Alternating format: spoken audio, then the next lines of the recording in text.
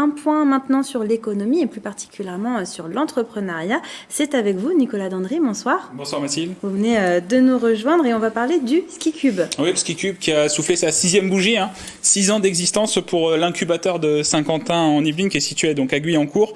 Et il a déjà accompagné 60 startups, vous savez, à travers des programmes à la fois d'incubation mais aussi d'accélération. C'est destiné notamment à des startups qui sont déjà existantes et qui se développent.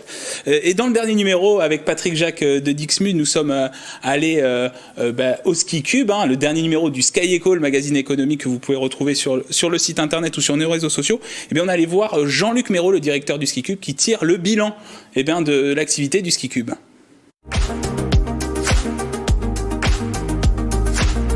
Une belle aventure. C'est vrai que lorsqu'on a ouvert ce site, il y avait quelque part une notion un peu d'expérimentation puisque c'était nouveau pour le territoire de Saint-Quentin.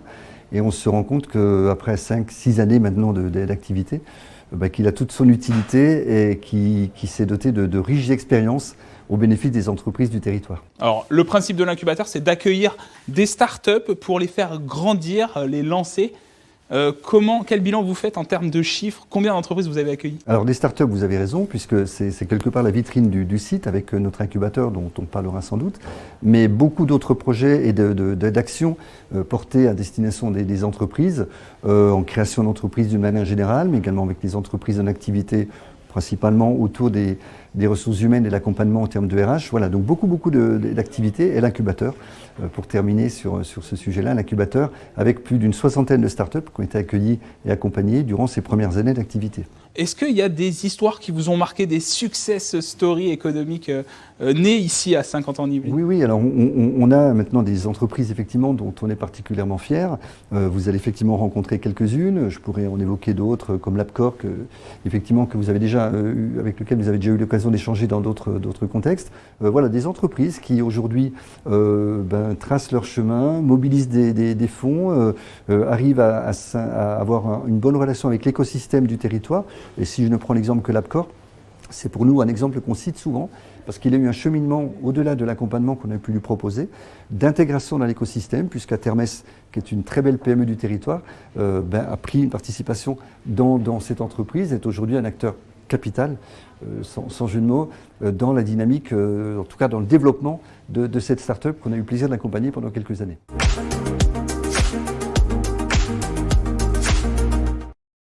Alors, Hawa Fofana, Vincent Miraud, deux dirigeants qui vont intégrer le SkiCube de Saint-Quentin en Yvelines. On vient de l'entendre, l'Apcor, c'est un exemple pour le SkiCube. Donc, c'est une start-up qui a été incubée. Bon, c'est des portiques, un concept de sûreté pour protéger les grands événements. C'est pas le même activité que vous, mais est-ce que ce serait un rêve peut-être de collaborer avec une PME, une ETI, un grand groupe peut-être avec votre start-up à terme? Bien évidemment, quand on crée une société comme ça, on recherche évidemment des partenariats, on noue un réseau qui va nous permettre évidemment de développer notre activité. Donc avec cette société-là en particulier, je ne sais pas, je ne la connais pas, peut-être pas, puisque des portiques de sécurité, c'est pas forcément très en lien, mais c'est vrai que ça fait toujours plaisir de voir des sociétés comme ça qui réussissent et c'est proche de nous, puisque voilà, ils sont passés dans l'incubateur qu'on intègre aujourd'hui. Donc voilà. On est au bon endroit là, au SkiCube, non? Oui, tout à fait. C'est ceux qui vont nous aider à concrétiser notre projet, donc tout à fait. Alors pourquoi vous avez rejoint, alors peut-être rappeler votre projet, votre concept d'abord, et puis pourquoi avoir rejoint le SkiCube du coup? Alors moi, mon projet, c'est d'accompagner les salariés, donc d'être leur copilote financier, pour mieux comprendre leur rémunération et les enjeux qu'il y a derrière un bulletin de salaire, parce que la plupart des salariés ne comprennent pas leur bulletin, et ce n'est pas lié à des compétences ou à un manque de connaissances, mais c'est vraiment qu'on ne leur a jamais expliqué. Et l'idée de Check ta paye, c'est d'apprendre aux salariés à lire et comprendre leur bulletin de salaire, et aussi de leur permettre d'avoir des experts indépendants qui sont à leur service pour leur permettre de comprendre leur rémunération. Alors, quelles sont les attentes du SkiCube du coup par rapport au SkiCube? Alors, effectivement, moi je me suis lancée sur les réseaux sociaux en avril 2021. Aujourd'hui, j'ai une communauté d'un peu plus de 20 000 abonnés, tous réseaux sociaux confondus, donc des salariés qui sont désireux de mieux comprendre leur paye, mais je n'ai pas la structure, je suis pour l'instant encore toute seule, Donc il va falloir que je trouve mon business model, que je me lance, que je crée une équipe et j'ai besoin d'être accompagnée là-dessus et c'est sur ça que j'attends le Ski Cube qui m'accompagne pour aller à un autre niveau. Et alors comment vous est venue cette idée de créer Check Ta Paye? Ça vient d'où? Ça part d'un constat que les Français en général ne savent pas bien lire leurs fiches de paye? Alors moi, ça fait 12 ans que je fais de la paye. J'ai été gestionnaire de paye. Ensuite, j'ai évolué vers des fonctions de chef de projet SIRH. Et donc, j'ai toujours travaillé étroitement en contact avec des salariés, mais également avec des gestionnaires de paye et des responsables de paye. Et c'est un constat qui est unanime. On ne comprend pas le bulletin de salaire et c'est pas un secret. Et à côté de ça, personnellement, dans ma vie personnelle, un peu comme les médecins quand ils sont à un dîner de famille et on leur demande tout le temps, est-ce que j'ai un bobo là, est-ce que tu peux m'expliquer? Moi, quand je disais que j'étais gestionnaire de paye, il y avait toujours quelqu'un qui me disait, ah mais il y a un truc bizarre sur ma paye, j'ai pas compris, ça te dirait pas de regarder. Et parfois, on sait quand même qu'il y a un tabou en termes de rémunération. Et parfois, même s'ils n'étaient pas très proches, ils n'avaient tellement pas de solution qu'ils étaient prêts à montrer leur fiche de paye, leur salaire, pour que je puisse les aider à mieux comprendre ce qui se passait sur leur bulletin. C'est vraiment un exemple, c'est l'exemple même de l'entrepreneuriat et c'est pareil pour Vincent Miro. Il y a un problème qui se pose, il y a une demande, clairement, c'est comme ça. Et puis l'entrepreneur va répondre à cette demande et développer une offre. Et, c'est le cas aussi de Vincent Miro. Vous, le constat que vous avez fait, c'est dans le milieu hospitalier, c'est ça? Exactement. Donc dans le milieu hospitalier, remonter des équipes opérationnelles, soignantes, médicales, qui ne trouvaient pas d'outils qui répondent à leurs attentes, des attentes qui sont opérationnelles. Et c'est vrai que les blocs opératoires aujourd'hui ont tous un logiciel qui permet de piloter leur activité, mais c'est des logiciels qui ont souvent une vision un petit peu administrative. Et ça pose des soucis aujourd'hui dans l'articulation des équipes à un moment où on a besoin de beaucoup d'agilité et où on a besoin de partager beaucoup d'informations pour faciliter le travail des uns et des autres, puisque c'est un endroit, le bloc opératoire, qui fédère nombre d'équipes qui travaillent en amont, en aval et au sein du bloc opératoire. Voilà. Et donc notre objectif, c'est d'améliorer l'utilisation de ce bloc opératoire pour utiliser au mieux les ressources de l'hôpital, mais c'est aussi d'essayer de faciliter le travail du personnel soignant. Et on sait qu'il y a un enjeu sur le personnel soignant, personnel médical à l'hôpital, c'est un secret pour personne, dans le staffing de ces équipes-là et dans la qualité de vie au travail de ces équipes à l'hôpital. Voilà. C'est une dernière question parce qu'on bat des records ces dernières années sur la création d'entreprises en France. L'année dernière, en 2022, il y a plus de 1 million de créations d'entreprises qui ont été faites durant l'année. Pourquoi vous vous êtes lancé dans l'entrepreneuriat? Qu'est-ce qui vous a motivé? C'est la liberté. Souvent, on entend ce petit refrain de la liberté d'entreprendre parce qu'on a plus de liberté quand on est entrepreneur et pas salarié.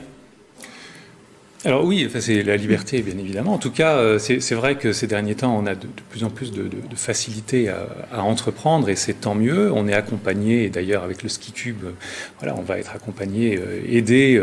Donc c'est vrai que l'entrepreneuriat, c'est avant tout du bon sens, mais c'est aussi finalement savoir quand même prendre les bonnes directions, parce que voilà, la liberté, c'est 360 et il faut faire les bons choix à des moments où le champ des possibles est total. Et il faut choisir les bons acteurs avec lesquels faire les partenariats, avec lesquels monter les bons dossiers pour avancer. Et vous, Awa ? Alors moi, je suis convaincue qu'en tant que salarié, on est aussi libre qu'en tant qu'entrepreneur. Alors du coup, c'est pour ça que j'ai voulu me lancer dans l'entrepreneuriat, parce que sur le marché, j'avais pas cette réponse pour aider les salariés. Et maintenant, je pense qu'avec Check Ta Paye, les salariés auront le pouvoir d'être aussi libres que les entrepreneurs et de mener leur carrière dans la direction qu'ils souhaitent. Voilà, moi, j'avais une dernière question quand même, Nicolas. Si vous aviez devant vous une personne qui hésite à se lancer dans l'entrepreneuriat, qu'est-ce que vous lui diriez? Si elle a son idée depuis plusieurs années, mais elle hésite à se lancer, à créer sa propre entreprise, quel conseil vous lui donneriez? Alors, faut pas hésiter en fait. Faut pas avoir peur en fait. C'est avant tout ça. Mais quand on a une idée et qu'on a envie, c'est l'envie qui fait l'essentiel dans l'entrepreneuriat. Voilà. Donc quand on a envie, il faut y aller. Ensuite, on est accompagné.